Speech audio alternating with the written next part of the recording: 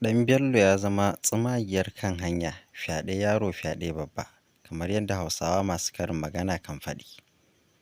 Bayan sakin bidiyo na tonon asiri ga gwamnatin APC da ta gabata, yau Dan Bello ya taɓo ɓangaren Kwankwasiyya domin ya tabbatarwa da mutane cewa ba wani ɓangare ne suka ɗauki nauyinsa ba. A'a, yana yin bincikensa ne da zaƙulo abubuwa domin kawo ci gaba da samun gyara a cikin gwamnatocinmu.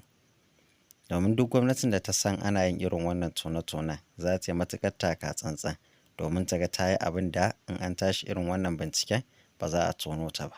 Ga bidiyon da Dan Bello ya yi a yau na biyu na mun bankaɗo muku irin satar kuɗaɗen talakawa da ake yi a baya, amma me ake tafkawa a halin yanzu. Bari na bayyana muku yadda dokar sayarwa da gwamnati kayan kwangila ke aiki. Idan gwamnati za ta sayi kaya a hannunka, za ta baka kuɗi ba sai ka kawo kaya, ba na gishiri na baka manda. Haka zalika ana baiwa kamfanoni daban-daban damar neman sayarwa da gwamnati kaya ta yin tanda da bidin domin tabbatar da adalci da kiyaye almundahana. Bari na gabatar muku da ƙananan hukumi guda 44 a jihar Kano waɗanda aka ce dole sai sun sayi magani wanda za a raba wa jama'a. Saboda haka aka ce wa kowace ƙaramar hukuma dole sai ta biya naira miliyan 10 kafin haraji da za a kawo wannan magani a basu.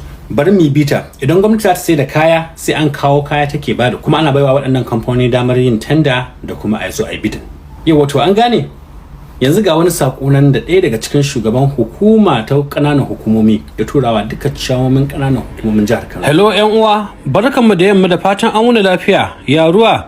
Yanzu nan aka ce a bada sanarwa cewa kuɗin nan da muka biya na magani naira miliyan 10 wanda aka yi wa harajin nan, kowane local government su tabbatar cewa sun yi due process sai a yi selectin wannan novomed din a matsayin shi aka yi wa awarding contract. Lallai za a biyo a tabbatar kowace local government ta yi comply daga gobe, a tabbatar an yi due process, an yi compiling, an yi attaching a jikin wannan voucher.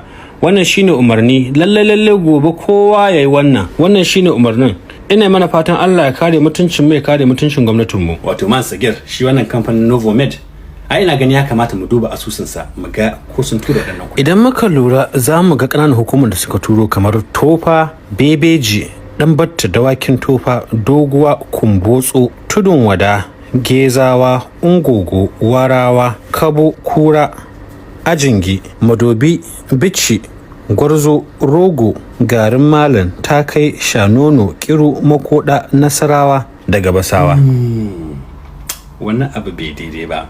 To na farko dai mun ji shugaban ƙananan hukumi yana cewa a zaɓi novomed. Na biyu kuma wannan ba kwangila bace, dan da kwangila ce mutum nawa ne waɗanda aka ba su kwangiloli kuma har yanzu ba a biya su kuɗaɗen su ba tsawon shekara shekaru, wasu ma sun yi shekaru 10. Mai lissafi miliyan 9 sau 44 ya kama miliyan 396 kenan kowane wata, a shekara kuma biliyan 7 da miliyan 700. kuma wannan adadin kuɗi zai sa mutane 235 maganin naira 20,000. Jira.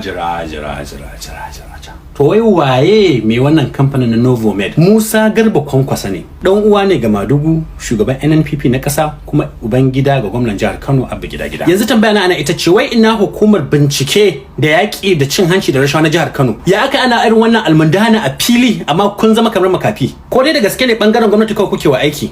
In haka ne sai ku daina saka wannan suit din, ku fara sa fararen kaya da jajayen huluna kuna yawo kuna bambadanci. Idan za ku yi wa talakawa aiki tsakaninku da Allah, to sai kun fidda tsoro, kun bincike ita kanta wannan gwamnatin da ta dora. Shi kuma wannan magani idan har an siyo shi, to a fito da shi a nuna mana magani. Ko kuma masu waro me kuke gani ake kokarin yi da waɗannan kuɗaɗen magani? Ku rubuta mu a comment section.